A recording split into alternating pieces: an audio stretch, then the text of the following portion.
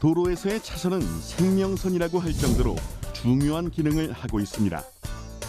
그러나 비가 내리는 밤길에서는 제 아무리 베테랑 운전자라도 긴장을 놓을 수가 없죠. 어두워지거나 도로가 비에 젖거나 또는 맞은편 차량에서 빛이 비출 때 차선이 순간적으로 시야에서 사라지는 아찔한 상황이 빈번히 일어나는데요. 실제로 해마다 6월부터 8월 사이 장마철이 되면 제동거리의 증가, 미끄럼 등으로 인한 빗길 교통사고가 평소보다 1.3배 이상 증가하고 있으며 특히 도로를 이탈하는 수치가 6배 이상 높게 나타난다고 합니다. 도로 이탈의 원인은 도로에 물이 고이면서 형성된 수막 현상, 마찰력 저하로 인한 비틀거림 등이 있지만 그보다도 차선이 잘 보이지 않아 이탈하는 경우가 가장 많다고 하는데요. 이에 지난 2014년부터는 국가기술표준원 노면표시 도료에 대한 KS 규정을 강화하여 기존의 차선보다 2배에 가까운 밝기와 내구성을 갖춘 고성능 도료의 사용을 적용하고 있습니다. 차선만큼 운전자의 식별을 필요로 하는 것이 또 있습니다.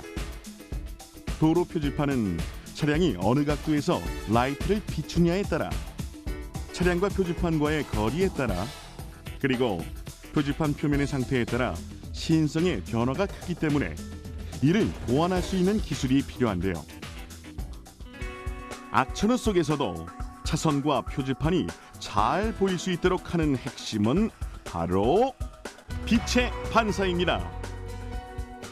반사는 빛이 물체를 비췄을 때 그 표면으로부터 어떠한 형태로 빛이 되돌아오느냐가 관건인데, 도로 안전에서는 자동차 라이트로부터 차선이나 표지판에 반사된 빛이 운전자의 눈에 들어오는 관찰각과 광원을 물체 평면에 수직으로 비췄을 때 파동을 이루는 입사각이 중요하고요.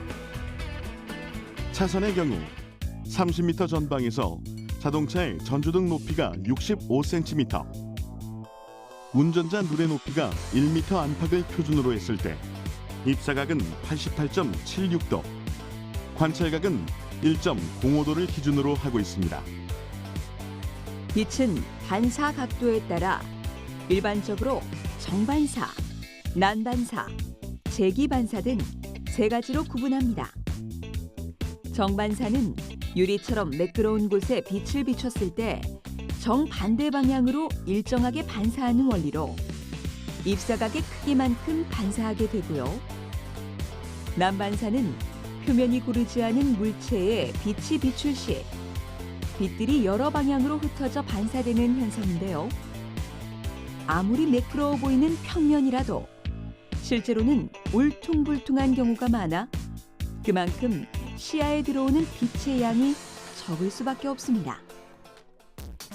그리고 우리가 주목해야 할 반사는 어떠한 각도에서 빛을 비춰도 그대로 광원으로 되돌아오는 재기반사. 세 개의 반사면을 직각으로 붙이면 각 면이 빛을 반사하여 결국 빛을 보낸 쪽으로 되돌아오게 할 수 있는데요. 이러한 특성을 활용해 도로의 거의 모든 안전시설에는 재기반사의 원리를 적용하고 있습니다. 재기반사를 만드는 다양한 기술과 눈부신 효과, 그 첫 번째 재료, 지금 바로 공개합니다.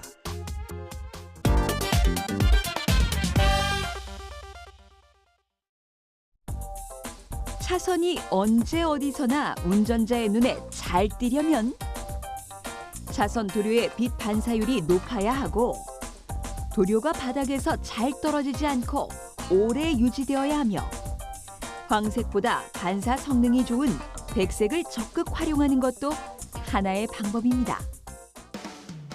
이곳은 차선 도료를 만드는 공장.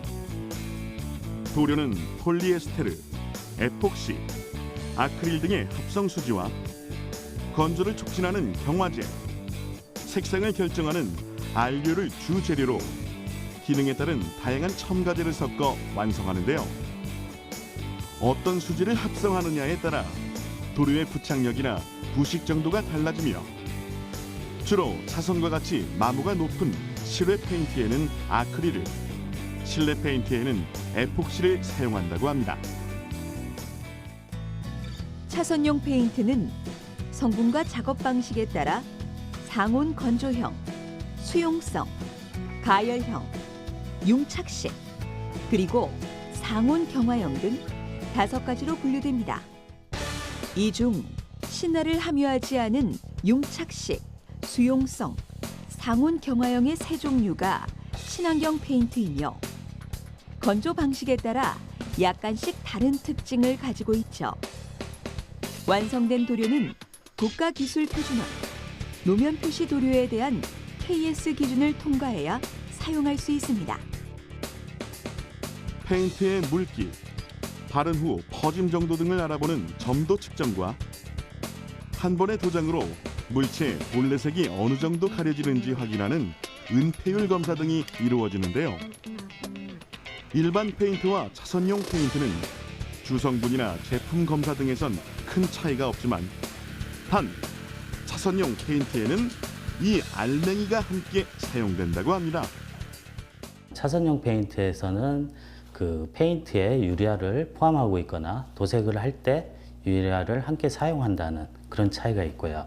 이렇게 유리알을 함께 사용함으로써 차선의 시인성을 제공하고 보행자 혹은 운전자의 안전을 책임진다는 기능적인 측면에서는 일반 페인트와 확연한 차이를 보이고 있습니다. 페인트에 부착되어 차량 라이트를 재기반사하는 유리알. 용착식 도색 과정에서 유리알을 살포하는 모습인데요.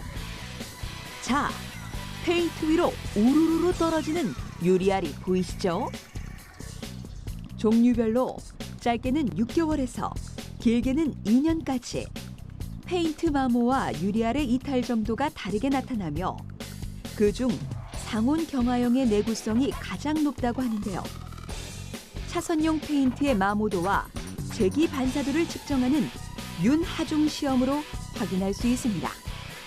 바퀴가 시속 60km로 차선 위를 계속 회전한 결과 수용성 도료는 200만 번의 회전까지 일부 페인트가 남아 있었고 상온 경화형 도료는 그 2배인 400만 번의 회전까지 페인트가 남아 있는데요.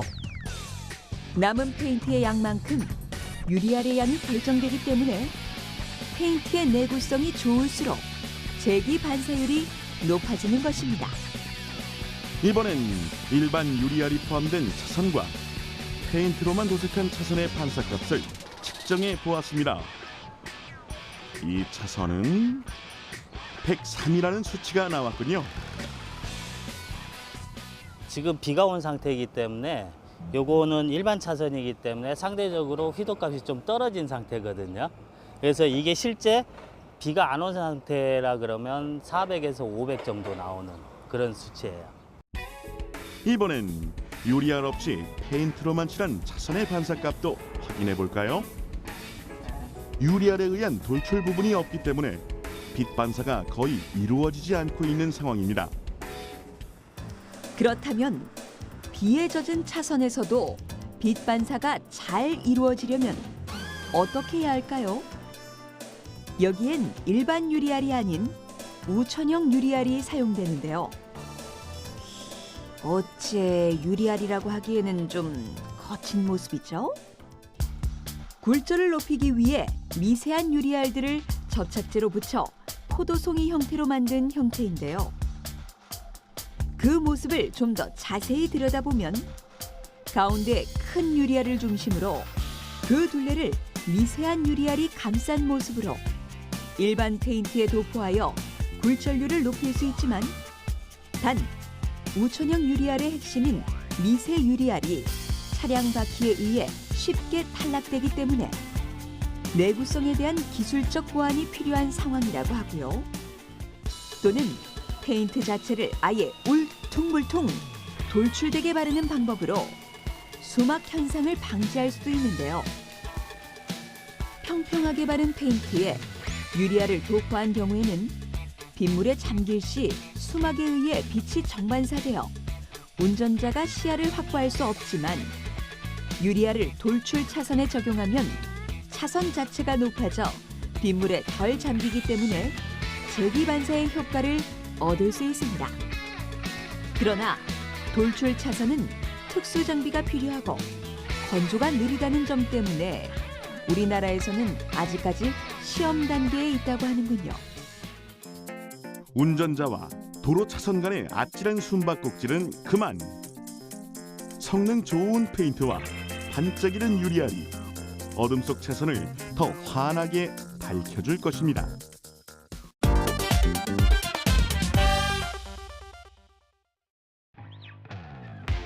운전자들에게 도로 형태나 방향을 제시하는 도로 표지판. 그러나 야간 운전 시 전방의 표지판이 잘 보이지 않아 크고 작은 교통사고를 당하는 경우가 많습니다. 도로 표지판은 교통 안전과 직접적인 이 연관성이 매우 높습니다. 특히나 그 야간이나 그 우천시와 같은 비가 오는 환경과 같은 이런 악천 후에 야간 운전자들에게 정확한 도로 형태라든지 안전을 위해서 그 방향 제시를 명확히 해줄 필요가 있는데요. 그때 중요한 부분이 이 반사 시트의 제기 반사율이 가장 중요하다고 말씀드릴 수 있겠습니다. 표지판에는 일반적으로 제기 반사가 적용된 유리알형과 마이크로 프리즘형의 두 가지 반사 시트가 사용되는데요. 마이크로 프리즘에는 고희도와 초고희도로 분류되고요. 이 셋을 정면에서 반사했을 때 유리알 반사지는 70에서 250 정도의 반사율을 가지고 있고 고희도와 초고희도의 마이크로 프리즘 반사지는 250에서 1000 정도로 유리알보다 4배 이상 높은 반사 성능을 가지고 있습니다.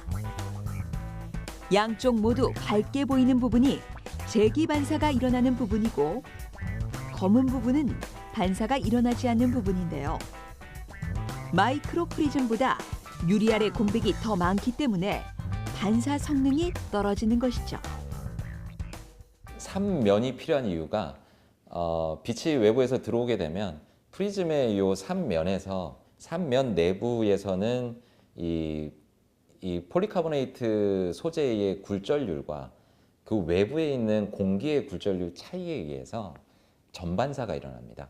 그래서 이 3면에서 전반사가 일어나고 다시 들어온 방향으로 되돌아 나가는 현상이거든요.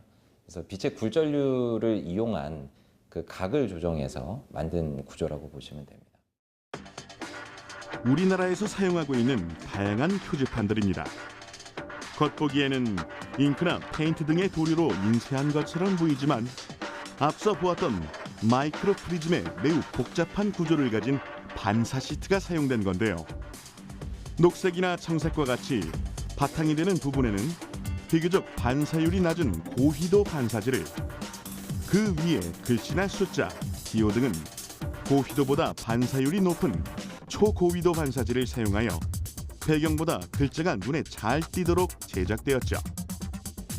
반사 시트 기술의 핵심은 빛을 어느 각도에서 비춰도 광원으로 되돌아오는 제기 반사율이 높아야 한다는 것입니다. 하지만 프리즘의 특성상 새 모서리에서는 제기 반사가 일어나지 않기 때문에 반사가 일어나지 않는 나머지 영역까지 모두 반사력을 가질 수 있도록 하는 기술이 필요한데요. 그 핵심은 바로 마이크로 프리즘 패턴에 숨어 있습니다. 기존의 고희도 반사지의 패턴을 보면 3면을 가지고 있는 삼각뿔 형태 초미세 프리즘들이 한 축으로만 배열돼 있어 입사 방향에 따라 제기 반사율과 효율에서 차이를 보이게 되는데요. 한 축으로만 배열되었던 프리즘을 교차 배열했더니 어느 방향에서 빛을 비춰도 기존보다 30% 이상 높은 반사율을 확보할 수 있게 된 것이죠. 표지판은 차량의 라이트가 다양한 각도에서 비추는 경우가 많기 때문에 여러 형태에서의 입사각을 고려하는 것도 중요합니다. 차량과 표지판과의 거리에 따라 뒷 차량의 빛이 앞 차량에 영향을 주는 경우도 있고요. 1차선부터 8차선까지 차량이 어느 차선에서 빛을 비추는지에 따라, 그리고 표지판과 차량이 이루는 각도가 많이 틀어지는 커브길 등에서는 반사 성능이 매우 떨어질 수밖에 없는데요. 이러한 경우 반사체 패턴을 변화시켜 보다 넓은 각도에서도 반사 성능을 낼 수 있도록 한 광각 초고위도 반사지가 사용된다고 합니다. 제기 반사지는 표지판뿐 아니라 안전을 지키는 원단으로서도 역할을 톡톡히 하고 있습니다. 위험한 도로에서 일을 하는 교통경찰관이나 환경미화원들의 의복에 적용하여 야간에도 눈에 확 띌 수 있도록 하는데요. 표지판은 10년 이상씩 장기간 사용하기 때문에 딱딱한 경질의 소재를 사용한다면 의복은 활동하기 편하고 착용감이 좋고 세탁이 용이하도록 부드러운 재질의 필름 소재에 마이크로프리즘을 성형하고 있고요. 야간뿐 아니라 주간에도 눈에 잘 띄는 색깔은 형광계열. 야간 반사 성능은 백색이 가장 높다고 합니다. 우리의 생명과 재산을 보호하는 도로안전 지킴이 제기 반사. 하루빨리 밤길과 빗길에서도 편안하게 안전운전할 수 있게 기대해 보겠습니다.